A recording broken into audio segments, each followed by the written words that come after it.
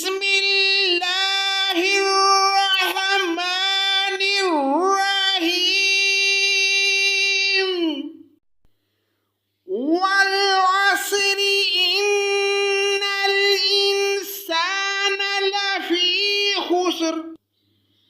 الا الذین آمنوا وعملوا الصالحات وتواصوا بالحق وتواصوا بالصبر۔ پناہ مانگتا ہوں میں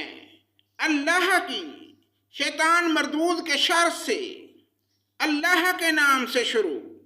جو بڑا مہربان نہایت رحم کرنے والا ہے۔ زمانے کی قسم،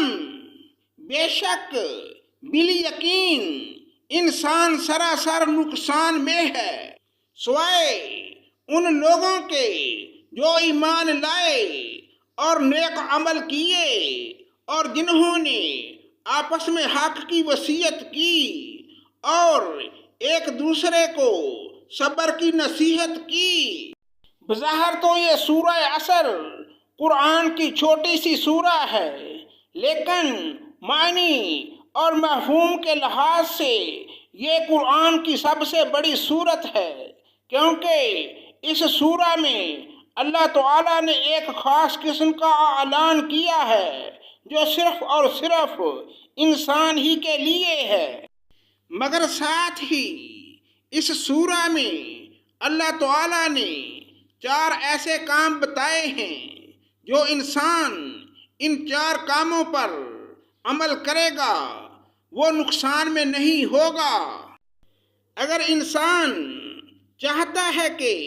اس کا نقصان اور خسارہ نہ ہو تو اس کو چاہیے کہ وہ اللہ تعالیٰ پر، اس کے فرشتوں پر اور اس کے بھیجے ہوئے تمام انبیاء پر ایمان لائے اور مرنے کے بعد جی اٹھنے پر اور قیامت پر اس کا ایمان ہونا چاہیے۔ مگر یہ دنیا دارالعمل ہے، ہر انسان جو بھی دنیا میں آتا ہے وہ کچھ نہ کچھ عمل کرتا ہے اور کام کرتا ہے، اور جو لوگ اللہ تعالیٰ کے بھیجے ہوئے ہادی یعنی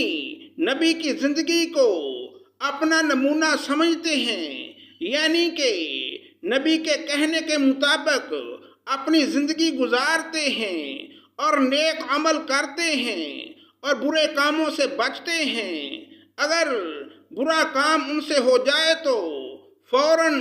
رجوع کر لیتے ہیں، یعنی کہ اللہ تعالیٰ سے توبہ مانگتے ہیں، معافی مانگتے ہیں، ایسے لوگ خسارے میں نہیں ہوں گے۔ یہ دنیا حق و باطل کا معرکہ ہے، انسان حق کے ساتھ ہے یا باطل کے ساتھ ہے، تو اللہ تعالیٰ نے انسان کو یہ واضح پیغام دے دیا ہے کہ اللہ نے اس سورہ میں انسان کو یہ پیغام دیا ہے کہ اگر تم چاہتے ہو کہ نہ پورا ہونے والے نقصان سے بچ جاؤ تو تم کو حق پر قائم رہنا ہوگا اور اپنے ساتھ والوں کو بھی حق پر قائم رہنے کی وصیت کرنا ہوگی۔ نمبر 4، صبر۔ صبر ایک بہت مشکل کام ہے، یہ صفت صرف نبیوں میں پائی جاتی ہے۔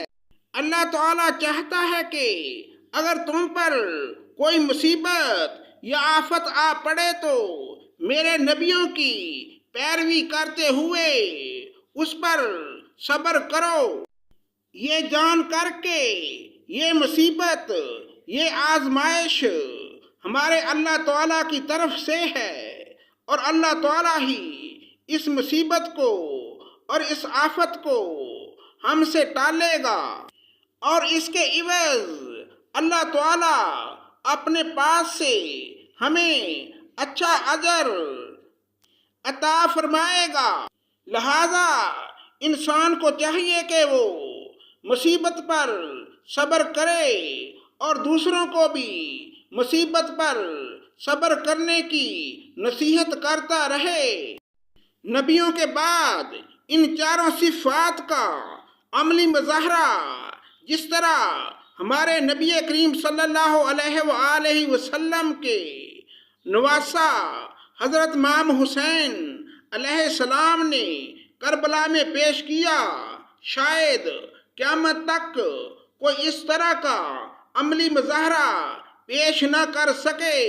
صدق اللہ مولانا العظیم۔